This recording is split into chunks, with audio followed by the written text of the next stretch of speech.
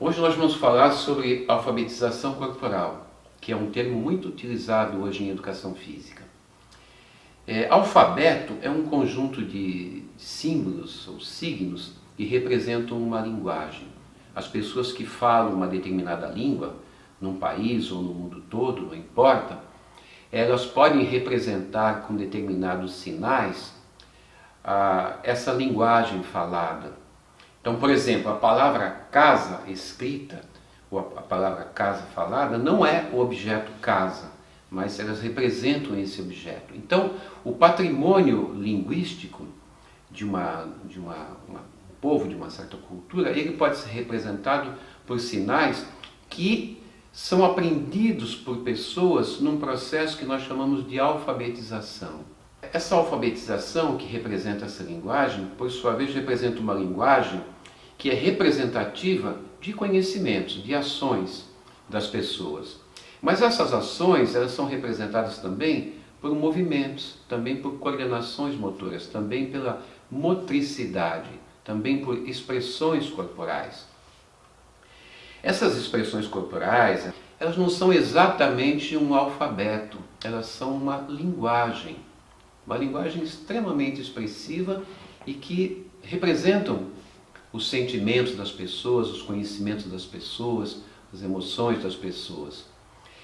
E o ser humano ele tem uma extraordinária capacidade de ter expressões faciais. A musculatura do nosso rosto ela é capaz de se organizar em coordenações extremamente representativas. Tanto é que quando nós falamos, a gente se faz acompanhar de gestos e de expressões faciais, o que torna mais inteligível o que a gente fala. Não é exatamente um alfabeto corporal que a nossa expressividade corporal representa, é uma linguagem corporal.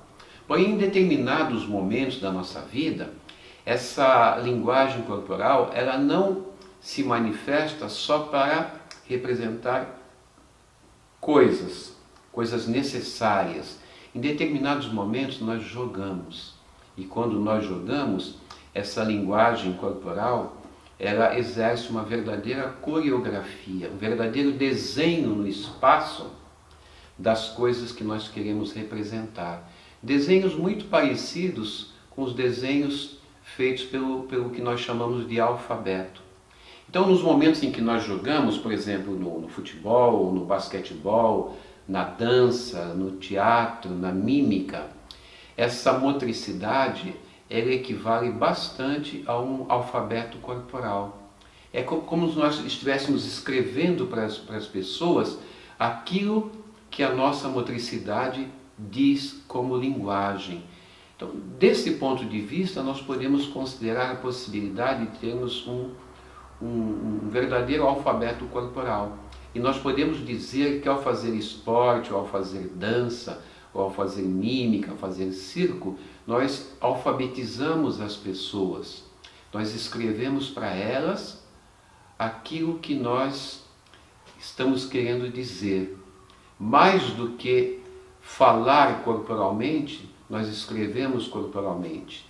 Um belo exemplo disso é, por exemplo, uma partida de futebol, uma Copa do Mundo, ou num campeonato europeu, em que bilhões de pessoas podem assistir pela televisão, pela internet. Eu imagino que no final de uma Copa do Mundo, da última Copa ou da próxima Copa do Mundo, mais de 2 bilhões de pessoas assistiram a partida final.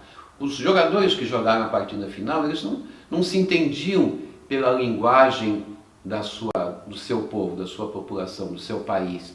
No entanto, jogando futebol, eles se entendiam por aquela coreografia de gestos.